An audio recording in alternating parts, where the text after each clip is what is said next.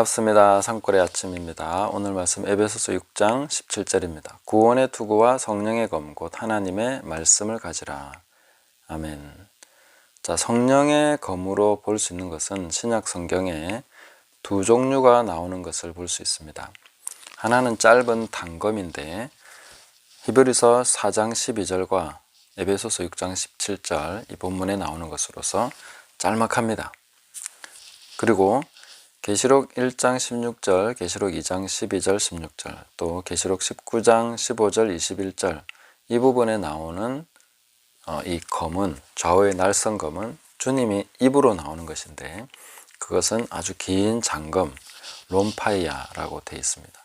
이 검은 원수를 멸하는 데 사용하는, 심판하는, 만국을 심판하는 그런 검으로서 사용하시는 장검입니다. 둘 다 좌우의 날선검이라는 공통점이 있고 또 성령의 검이라는 공통점이 있다, 이렇게 볼 수가 있습니다. 우리가 계시록 19장에 보면 그 흰옷을 입고 백마를 타고 군대가 그 주님을 따르는 것을 볼 수 있습니다. 그 군대는 어떤 군대일까? 이것을 우리가 살펴보면 성령의 검 역시 교회적 측면이 있다 하는 것을 알 수가 있습니다. 왜냐하면 이 군대는 흰옷을 입고 백마를 탔는데 무기가 하나도 없고 어떻게 싸운다는 얘기도 없습니다. 그냥 주님만 따라가는 것입니다. 근데 그 앞선 주님의 입에서는 검이 나와서 만국을 치고 심판하는 것을 볼 수 있습니다. 이런 그 장면을 보면 아주 기이하다고 볼 수 있습니다.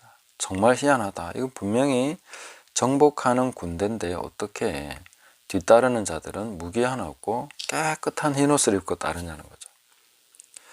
이것은 참 기이하기도 하지만 입에서 나오는 검이 사실은 이게 통제가 되는 검이 성령에 의해서 통제가 되지만 손으로 잡고 휘두르는 검이 아닌 이상 검이 나와서 어디로 가는지 성령만이 아시죠. 네. 그런 상황에서 뒤따르는 자들 중에 만약에 하나님 앞에서 올바르지 못한 것이나 심판을 받아야 될 것을 가지고 있는 사람이라면 그 사람도 그 검에 의해서 해를 입게 되겠죠. 우리 이런 것을 생각해 볼 수 있습니다.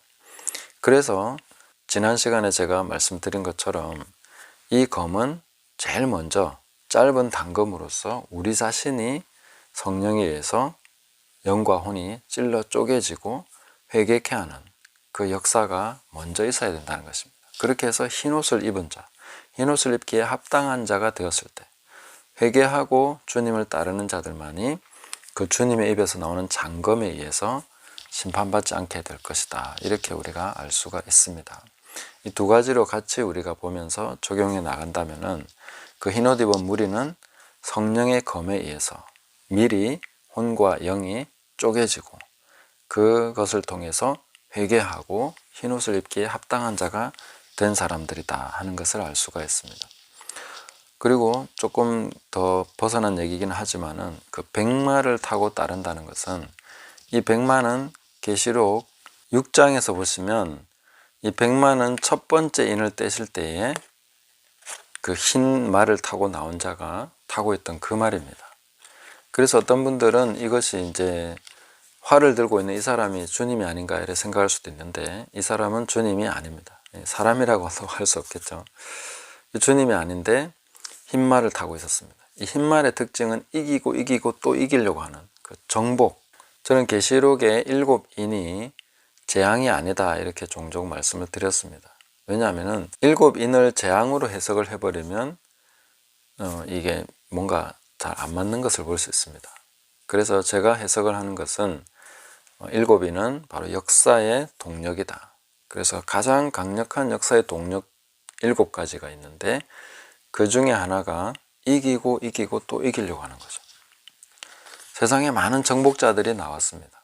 이기고 또 이기려고 했죠. 그 사람들이 왜 이기려고 했을까요? 저는 참 이해가 안 됩니다. 이기려고 하는 이유를 모르겠어요.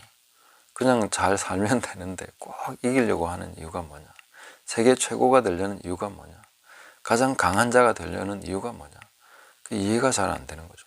꼭 그렇게 될 필요가 없는데 근데 사람들 마음속에 이기고 또 이기고 최고가 되려고 하는 강력한 욕구가 있습니다. 그것이 역사를 이끌어온 큰 하나의 동력이 된다는 것이죠. 그 존재가 타고 있었던 것이 흰말입니다. 근데 그 흰말을 이제 후반부에 가서 보니까 주님과 그 주님을 따르는 흰옷을 입은 자들이 그 백마를 타고 있는 것이죠.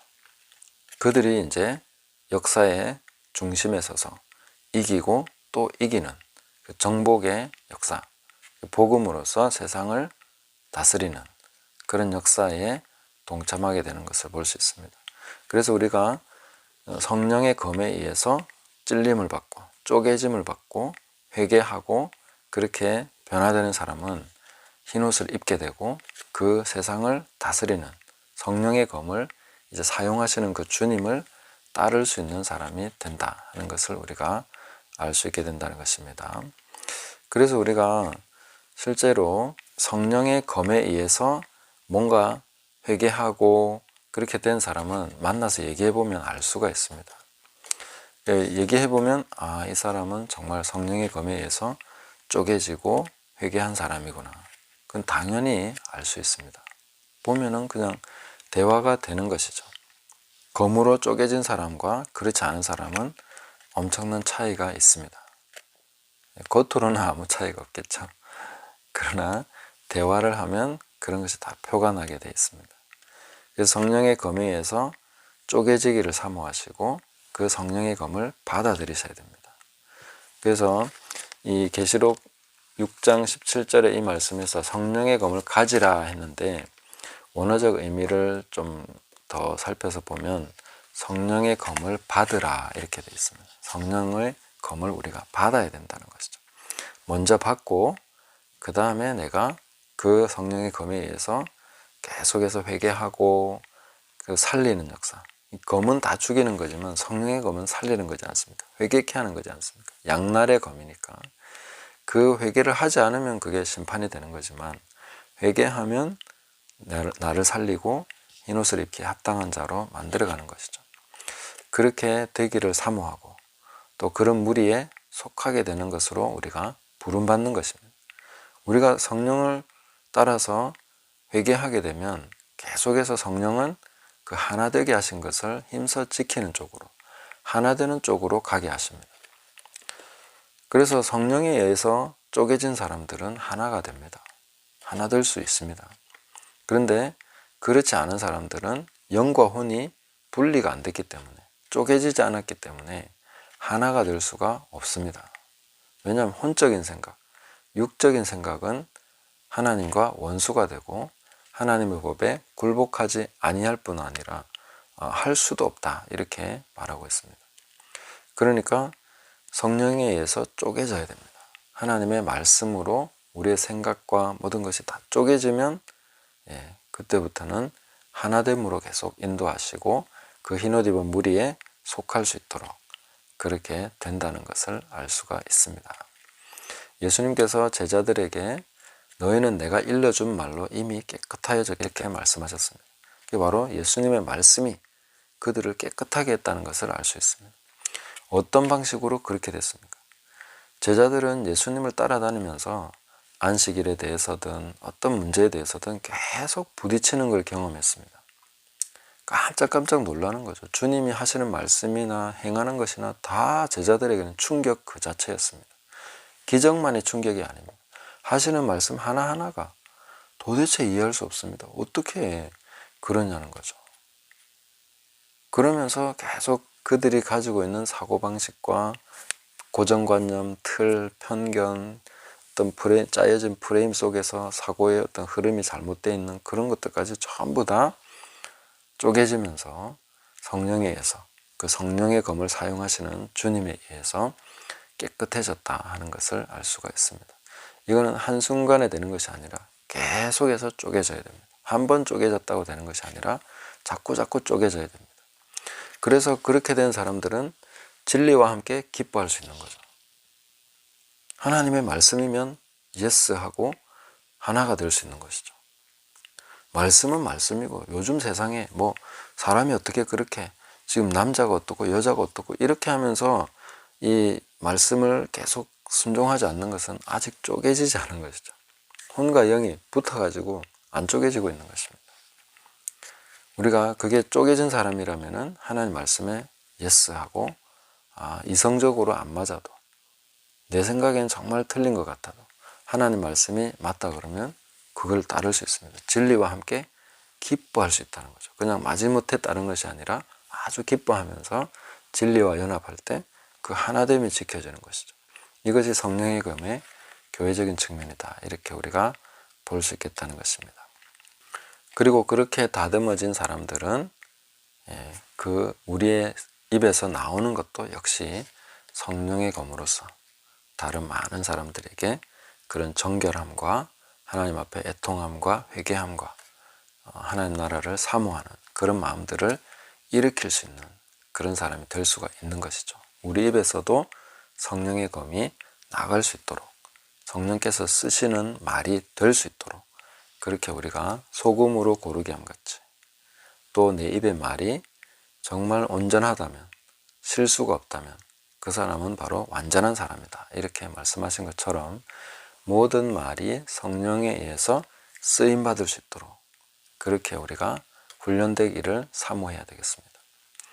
그렇게 훈련이 안 된 사람들은 은사를 가지고 있고 그렇다 하더라도 잘못될 수 있습니다. 우리가 누가복음 19장 22절 보시면 그 한 문화를 받은 종이 주인 앞에 한 달란트 받은 종과 똑같은 말을 하죠. 당신은 해치지도 않고 심지도 않으면서 거두려고 하신다고, 모으려고 한다고 이런 식으로 얘기할 때에 주인이 뭐라고 얘기합니까? 내가 네 말로써 너를 판단하겠다. 네 말이 그 자체가 너가 틀렸다는 것을 얘기해주고 있다. 그래서 보통 입에서 나오는 말을 통해서 그 사람의 됨됨이와 사고와 그 다음에 영적 수준과 이런 모든 것이 다 드러나게 되어 있습니다. 몇 마디만 하면 모든 게 다 폭로하는 거나 마찬가지입니다.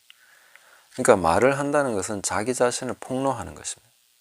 다른 사람들에게 자기 자신을 벌거벗어서 보여주는 것과 같습니다. 말이라는 것이 그런 것이죠.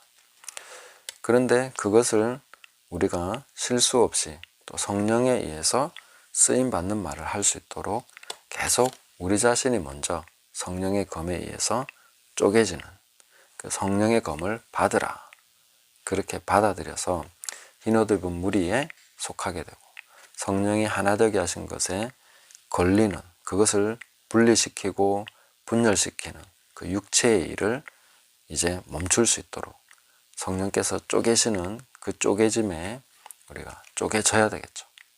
그렇게 하고 회개하고 육적인 것은 버리고 영으로서 몸의 행실을 죽이고 그렇게 훈련돼 갈 때 우리가 바로 성령이 하나 되게 하신 것을 깨뜨리는 자가 아니라 그것을 지키는 자로 주님께서 저희로 하나가 되게 하셔서 기도하셨는데 기도 응답에 우리가 동참하게 되는 그런 삶을 살아가게 된다 하는 것을 기대하고 소망하시면서 우리가 성령의 하나 되게 하시는 그 성령의 검에 의해서 기꺼이 쪼개지고 회개하는 것을 사모하시면서 함께 흰옷 입은 그 무리에 동참하는 저와 여러분 되시기를 예수님의 이름으로 축복합니다. 감사합니다.